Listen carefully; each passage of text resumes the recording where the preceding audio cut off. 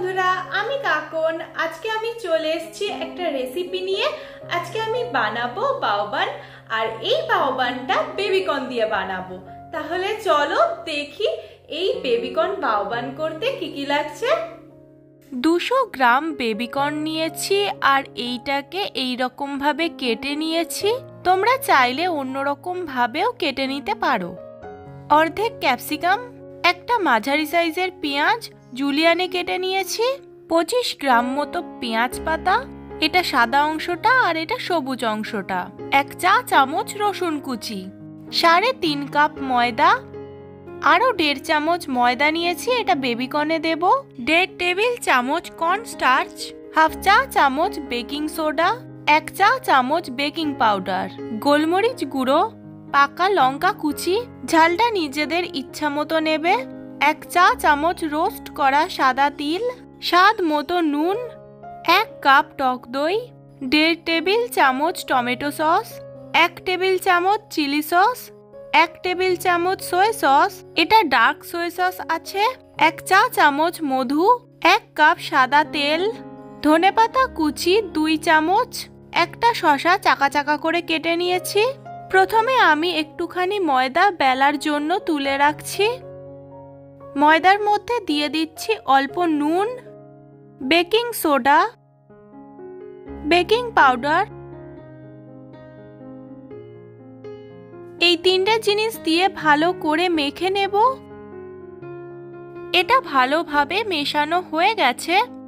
এবার এর মধ্যে দিয়ে দিচ্ছি 2 টেবিল চামচ সাদা তেল। সাদা তেল দিয়েও আমি ভালো করে মিশিয়ে নেব। সাদা তেলটা দিয়েও ভালো করে মেশানো হয়ে গেছে। এবার দিয়ে দিচ্ছি টক দই। টক দই দিয়ে আমি ময়দাটা ভালো করে মেখে নেব। তোমরা এটা পুরোটাই টক দই দিয়ে মাখতে পারো। আমি এতে একটু জল মেশাচ্ছি। এই ময়দাটা খুবই নরম করে মাখতে হবে। আমি আরেকটু জল দিচ্ছি। তোমরা এই মাখাটা ইস্ট আর দুধ দিয়েও করতে পারো। আমি বেকিং সোডা আর দই দিয়ে করছি। এটা ভালো করে মাখা হয়ে গেছে। এতটা নরম করেছি, দেখো হাতের মধ্যে একটু চিপকে চিপকেও যাচ্ছে। 20 থেকে 30 মিনিটের জন্য চাপা দিয়ে রেখে দেব।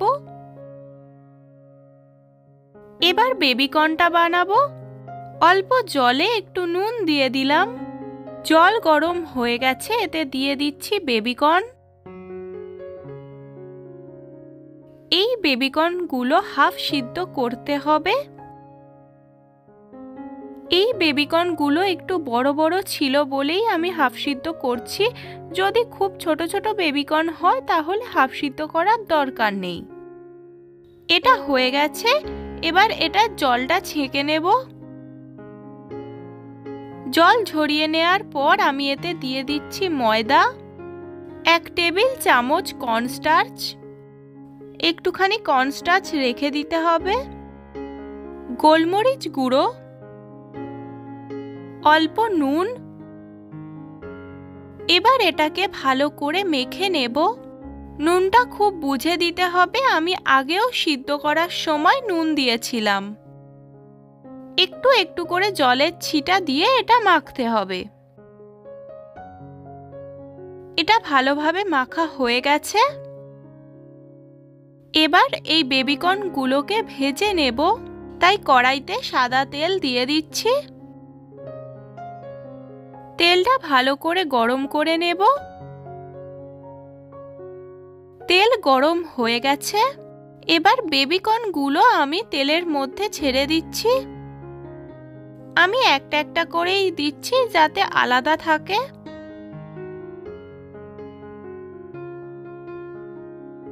মিডিয়াম ফ্লেমে এটাকে ভালো করে ভেজে নিতে হবে। পুরো লাল লাল ক্রাঞ্চি করে ভাজবো। এই দেখো এটা ভাজা হয়ে গেছে। এবার তুলে নিচ্ছি।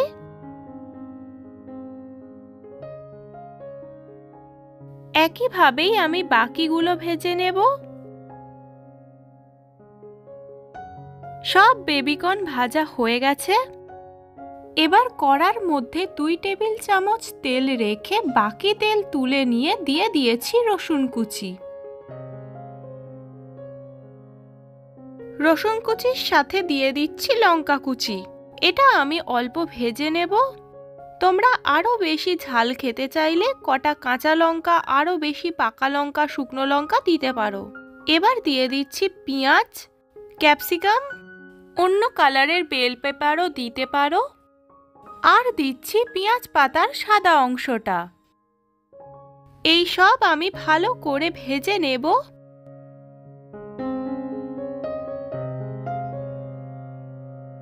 এটা ভালোভাবে ভাজা হয়ে গেছে। এবার আমি দিয়ে দিচ্ছি পেঁয়াজ পাতার সবুজ অংশটা। সব কিছু আমি ভালো করে মিশিয়ে দেব। এবার দিচ্ছি টমেটো সস, সয়া সস,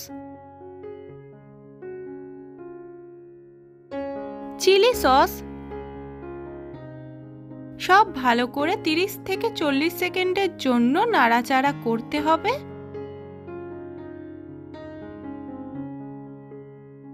এবার অল্প মধু দিচ্ছি। মধু দিয়ে আরেকবার ভালো করে মিশিয়ে দেব। এবার বাকি যে কর্নস্টার্চ ছিল সেটা জলে গুলে আমি দিয়ে দিচ্ছি। আমি এখানে 1 কাপ মতো জল দিলাম।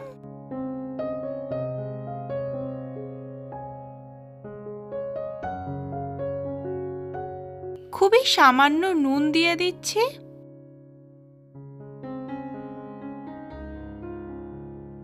গ্রেভিটা তৈরি। এবার এর মধ্যে দিয়ে দেব বেবিকর্ন। বেবিকর্ন আর সসটা ভালো করে মিশিয়ে দিলেই হয়ে যাবে।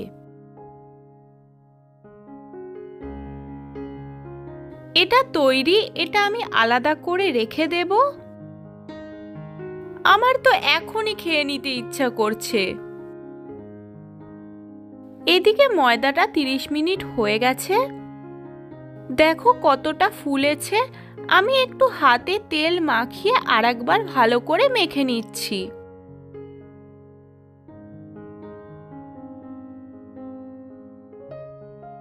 এবার আমি বল বল করে কেটে নেব। এই বলগুলো আমি পরোটা সাইজের রাখছি।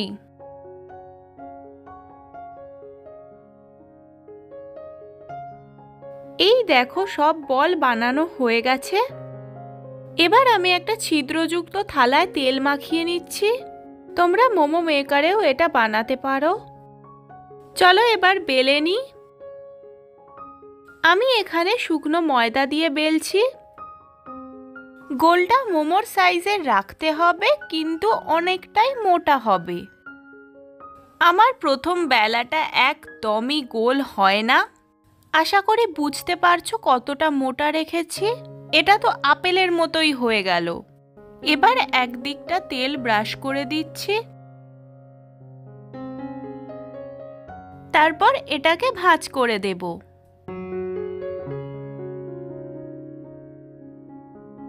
ভাঁজ করে আমি এই থালায় তুলে রাখছি। একইভাবেই আমি সবগুলো বানাবো। এটা কিন্তু ভালোই গোল হচ্ছে। তোমরা যদি গোল বেলতে না পারো তাহলে বড় করে একটা গোল করে বাটি বসিয়ে কেটে নেবে। কিন্তু আমার এইভাবেই বেলতে সুবিধা হয়, তাই আমি এভাবেই করি। দেখো আমি তেল আবার দিয়ে একইভাবেই ভাঁজ করে নিয়েছি।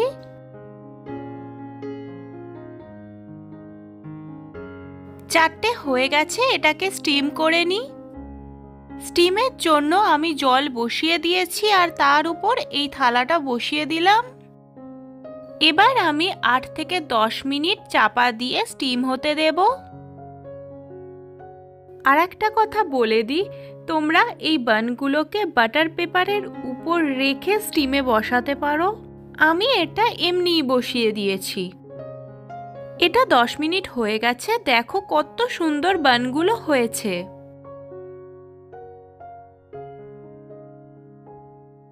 এবার এইগুলো আমি তুলে নিচ্ছি। আমার হাত দিয়ে গরম তোলা অভ্যাস আছে বলেই হাত দিয়ে তুলছি, তোমরা তুলতে যেও না।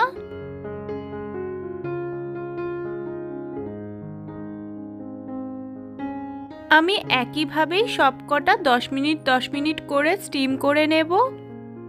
এটা 7-8 মিনিটে হয়ে যায়, তাও আমি 10 মিনিট করছি। এই দেখো আরো 4টে কত সুন্দরভাবে হয়ে গেছে। এবার চলো বানগুলোর ভেতরে বেবিকর্নটা ভরে দিই। প্রথমে আমি কটা শসা দিয়ে দিলাম। শসাগুলো তোমরা লম্বা লম্বা কেটেও দিতে পারো। তার উপর দিয়ে দিচ্ছি বেবিকর্ন। এমনভাবে দিতে হবে যাতে ক্যাপসিকাম, পেঁয়াজ সবকিছুই থাকে। উফ, কি দারুণ লাগছে দেখো একবার। এবার একটু সাদা তিল ছড়িয়ে দিলাম আর অল্প ধনেপাতা কুচি। একইভাবেই আমি সবগুলো বানিয়ে নেব। তোমরা এখানে লেটুসও দিতে পারো, কাঁচা পেঁয়াজও দিতে পারো। বেবিকর্ন বাওবান তৈরি। ইভিনিং স্ন্যাক্সের জন্য এই রেসিপিটা কিন্তু খুবই ভালো।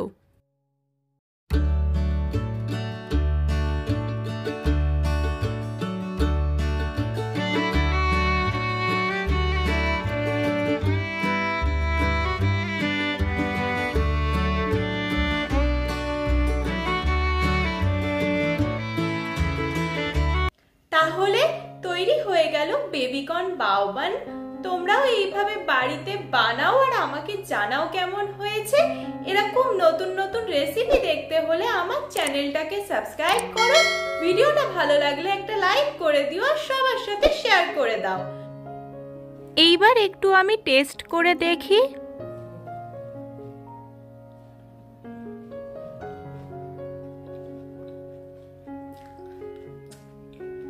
দারুণ লাগছে, হেভি খেতে লাগছে।